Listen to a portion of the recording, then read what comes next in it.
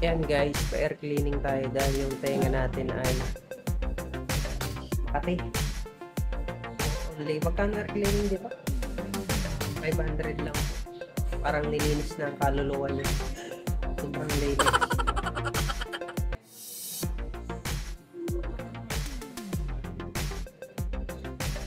Ang dumi.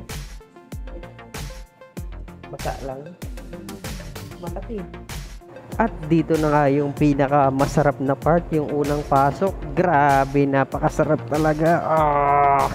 So pagka habang ini-air cleaning kayo, mararamdaman nyo talaga parang kinikiliti yung buong utak nyo. Hindi, joke lang, sobrang sarap. Subukan nyo, napakasarap talaga pagka nagpa-air cleaning kayo. Lalo na dito kay Ate Gerle, ayan, napakagaling yan, may kasama pang masahayan. Sobrang sarap talaga ng air cleaning, talaga nga parang yung kaluluwa mo parang nalinis, yung buong pagkatao mo pagkatapos.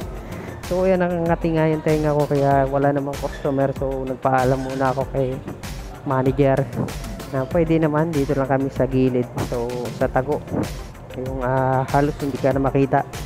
So dahil nga sobrang katinan ng tenga ko, kating kati talaga ako, pero sabi ni Tiggerly wala daw naman talaga, pero nakaka-addict po talaga magpa-air cleaning. So minsan nga hinihiram ko lang yan, yung panundot na yan.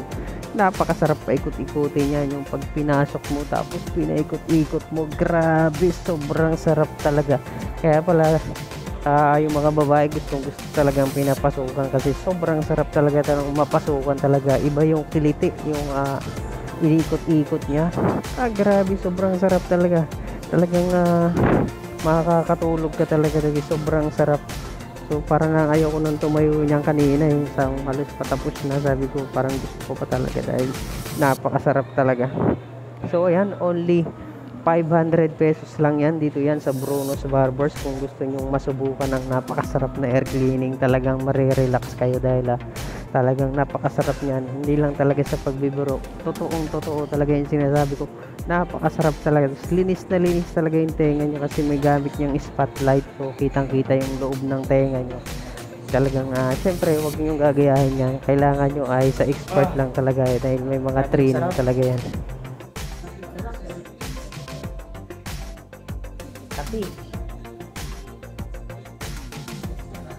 At ayan, pagkatapos kalikutin ni Ate Gerly yung di ko alam kung anong tawag yun, basta mayroon siya pang kalikot na pangkiliti na pantanggal ng mga dumi. Ayan, bulak naman ang ginamit niya. So, napakasarap talaga, grabe, sobrang sarap talaga, lalo na yung unang pasok tapos ikot-ikutin din sa loob, yung hahanapin yung parang kiliti mo sa tenga. Grabe, sobrang sarap talaga, promise. Subukan nyo na yan. Talagang hanapin nyo lang dito sa Bruno's Trinoma si Ate Gerly. At syempre lahat naman magagaling yan, kahit sa ang branch ng Bruno's Barbers magagaling sila mag-air cleaning. Talagang napakasarap talaga. Kung dito pa nasusubukan to, subukan nyo. Grabe, sobrang sarap. Wala akong ibang masasabi kundi sobrang sarap. Dito nga sa part na to ay hinarap ko yung camera at tignan nyo man yung paa ko. Hindi mo alam kung anong gagawin mo habang pinaikot-ikot. Talagang hindi mo alam kung lalabas yung tumbong mo, yung paikot-ikot, yung mapapaihi ka na, ewan ko, talagang sobrang kiliti talaga, na sobrang sarap talaga, na pagkatapos talaga ay yung talagang tenga mo ay grabe, sobrang sarap talaga, promise. At dito sa part na to nga ay tapos na tong kabila at minamasahe, napakasarap din niya ng masahe niya ni Ate Gerly sa tenga, tapos bobomba-bombahin pa niyan para kang binabacuum. Sobrang sarap ng massage niyan sa part na yan, grabe, na relax. Tutulog na nga sana ako dito kaso baka masibak tayo ng Bruno's dito pagka tulog tayo dito sa shop. Bawal kasi matulog dito, doon tayo matutulog sa pantry, sa tulugan talaga natin. So yan pa nga si Winnie Brain, shout out kay Winnie Brain, nanonood pa pa habang tayo ay nililinisan. Grabe, sarap talaga. Ayan, masarap yan, binobomba para kang parang pinapalabas yung luga mo kung may luga ka, pero syempre wala naman tayong luga yan. Ayan, shout out kay Ate Gerly, sarap na sarap talaga ako sa pagka air cleaning mo. Sabi, sobra yung mga paikot-ikot sa tenga, parang nililinis talaga yung buong kaluluwa ko dito. Talagang sobrang highly recommended talaga ang air cleaning sa Bruno's Barber. Subukan nyo na.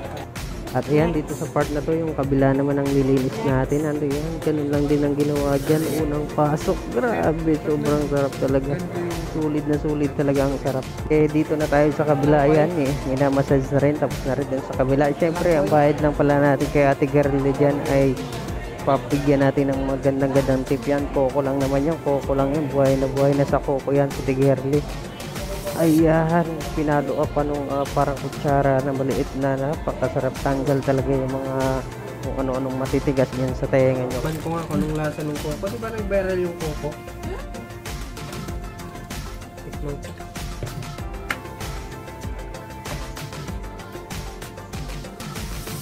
Ang feeling, sarap. Ba't ganito coco? Sobrang sarap. Gusto ko yung may plastic sa loob, yung viral. Maliliit? Hindi, nag-viral na coco eh. May plastic sa loob eh. Gusto ko ganun may flavor. Wala mong flavor to.